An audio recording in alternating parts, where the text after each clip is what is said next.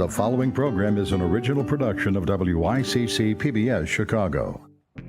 For the first time ever, the race for Chicago mayor comes down to a runoff. Will Rahm Emanuel or Jesus Chuy Garcia lead the city? Voters have 6 weeks to decide. The mayor saturated the airwaves with ads and vastly outspent his opponents, but that wasn't enough to win outright. Now the dynamics have changed. Plus, a huge honor for an historic community on Chicago's South Side, where civil rights, the union movement, and the industrial age leave an enduring legacy. These stories and much more tonight on In the Loop.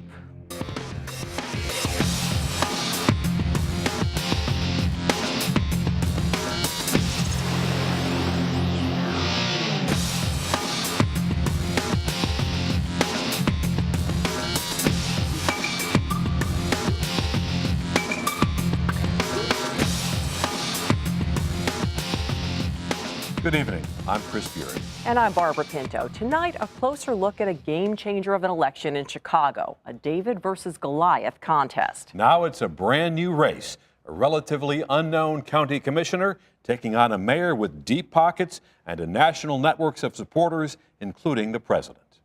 And Chicago will witness something we have never seen before, a runoff election for mayor.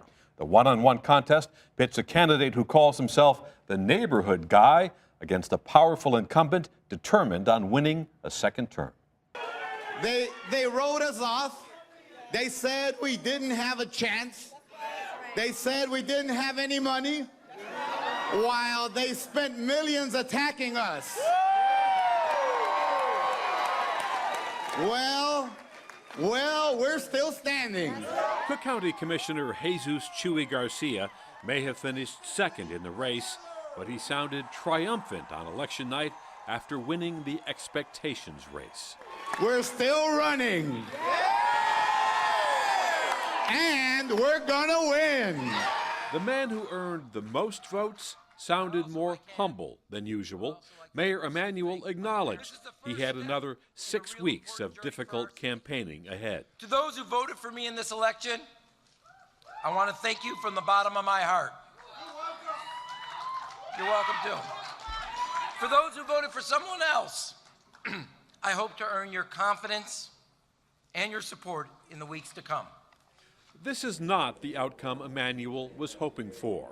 Armed with an enormous war chest, the mayor spent millions of dollars running campaign ads weeks ahead of his competition, outspending his opponents 7-1. We're going to stand tall as a city because we're willing to do what's necessary for our kids. Emanuel even got the backing of Chicago's most famous political figure.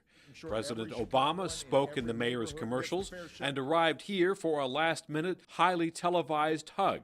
But it was not enough to get that magic 50% plus one of the vote and avoid a runoff in April. Emanuel snagged more than 45% of the vote, while Garcia got nearly 34% in a contest that saw a near-record low turnout. Emanuel's support, here in dark blue on this map, drew on voters downtown, the north side, and along the lakefront. Garcia's support, here in orange, came from the mostly Hispanic southwest and northwest sides. Like all of Emanuel's opponents, Garcia capitalized on voters unhappy about crime, speed and red light cameras, and school closings. A lot of promises that he broke, and most definitely the school thing I wasn't fond of. The neighborhoods that have been pretty much neglected and looked on, not helped as much as certain areas or in the city. Garcia also got strong support from the teachers union, whose president backed him after deciding not to run herself because of a brain tumor. I'm throwing my full support behind Jesus Chuy Garcia. During the campaign, Garcia scraped together barely enough money to put a commercial on the airwaves. We're not where we need to be in terms of our public education system in Chicago. Now that the primary contest is over, the dynamics in this race have changed. Garcia's political stature has gone from virtual unknown to viable contender. I will put 1,000 new cops on Chicago streets and get guns off the streets. But as Emanuel's only opponent now, Garcia will face much tougher questions about how he plans to pay for his many expensive promises. For his part, Rahm Emanuel's hopes may rest on improving relations with African American voters, who offered him only tepid support Tuesday after backing him strongly 4 years ago.